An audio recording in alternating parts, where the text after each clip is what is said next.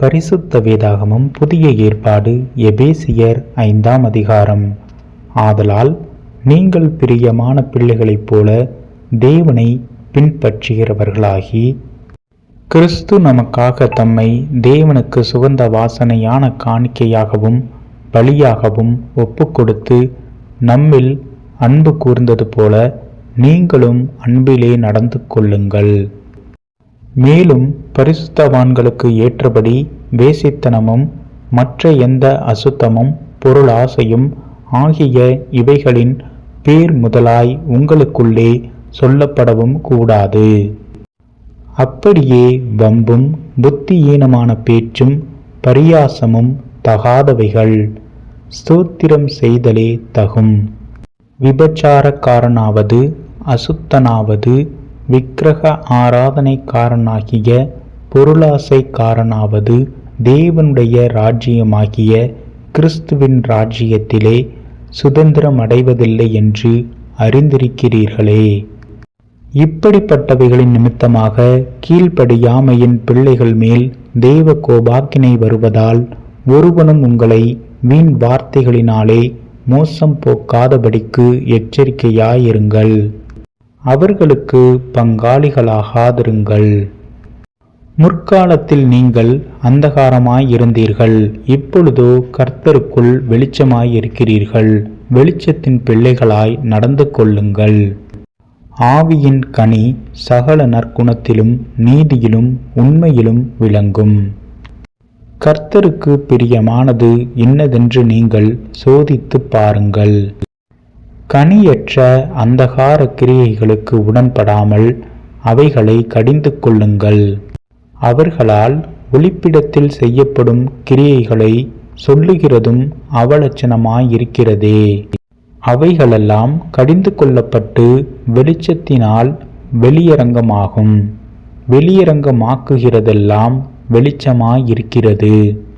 ஆதலால் தூங்குகிற நீ விழித்து மரித்தோரை விட்டு எழுந்திரு, அப்பொழுது கிறிஸ்து உன்னை பிரகாசிப்பிப்பார் என்று சொல்லியிருக்கிறார். ஆனபடியினாலே நீங்கள் ஞானமற்றவர்களைப் போல நடவாமல் ஞானமுள்ளவர்களைப் போல கவனமாய் நடந்து கொள்ள பார்த்து, நாட்கள் பொல்லாதவைகள் ஆனதால் காலத்தை பிரயோஜனப்படுத்தி கொள்ளுங்கள். ஆகையால் நீங்கள் மதியற்றவர்களாயிராமல் கர்த்தருடைய சித்தம் இன்னதென்று உணர்ந்து கொள்ளுங்கள். துன்மார்க்கத்திற்கு ஏதுவான மதுபான வெறி கொள்ளாமல் ஆவியினால் நிறைந்து சங்கீதங்களினாலும் கீர்த்தனைகளினாலும் ஞான பாட்டுகளினாலும் ஒருவருக்கொருவர் புத்தி சொல்லிக் கொண்டு உங்கள் இருதயத்தில் கர்த்தரை பாடி கீர்த்தனம் பண்ணி, நம்முடைய கர்த்தராகிய இயேசு கிறிஸ்துவின் நாமத்தினாலே எப்பொழுதும் எல்லாவற்றிற்காகவும் பிதாவாகிய தேவனை ஸ்தோத்தரித்து தெய்வ பக்தியோடே ஒருவருக்கொருவர் கீழ்ப்படிந்திருங்கள். மனைவிகளே, கர்த்தருக்கு கீழ்ப்படுகிறது போல உங்கள் சொந்த புருஷருக்கு கீழ்ப்படியுங்கள். கிறிஸ்து சபைக்கு தலையாயிருக்கிறது போல புருஷனும் மனைவிக்கு தலையாயிருக்கிறான். அவரே சரீரத்திற்கும் இரட்சகராயிருக்கிறார். ஆகையால் சபையானது கிறிஸ்துவுக்கு கீழ்ப்படுகிறது போல மனைவிகளும் தங்கள் சொந்த புருஷர்களுக்கு எந்த காரியத்திலேயும் கீழ்ப்படிந்திருக்க வேண்டும். புருஷர்களே, உங்கள் மனைவிகளில் அன்பு கூறுங்கள்.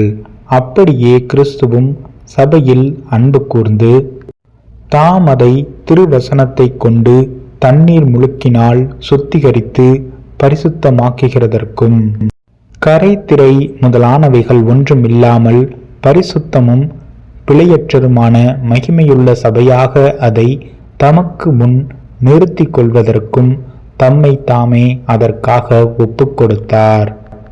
அப்படியே புருஷர்களும் தங்கள் மனைவிகளை தங்கள் சொந்த சரீரங்களாக பாவித்து அவர்களில் அன்பு கூற வேண்டும். தன் மனைவியில் அன்பு கூறுகிறவன் தன்னில் தான் அன்பு கூறுகிறான். தன் சொந்த மாம்சத்தை பகைத்தவன் ஒருவனுமில்லையே. கர்த்தர் சபையை பூஷித்து காப்பாற்றுகிறது போல ஒவ்வொருவனும் தன் மாம்சத்தை பூஷித்து காப்பாற்றுகிறான். நாம் அவருடைய சரீரத்தின் அவயவங்களாயும் அவருடைய மாம்சத்திற்கும் அவருடைய எலும்புகளுக்கும் உரியவர்களாயும் இருக்கிறோம். இதன் நிமித்தம் மனுஷன் தன் தகப்பனையும் தன் தாயையும் விட்டு தன் மனைவியுடன் இசைந்து இருவரும் ஒரே மாம்சமாயிருப்பார்கள். இந்த இரகசியம் பெரியது. நான் கிறிஸ்துவை பற்றியும் சபையை பற்றியும் சொல்லுகிறேன். எப்படியும் உங்களிலும் அவனவன் தன்னிடத்தில் அன்பு கூறுவது போல தன் மனைவியினிடத்திலும் அன்பு கூற கடவன். மனைவியும் புருஷனிடத்தில் பயபக்தியாயிருக்க கடவள்.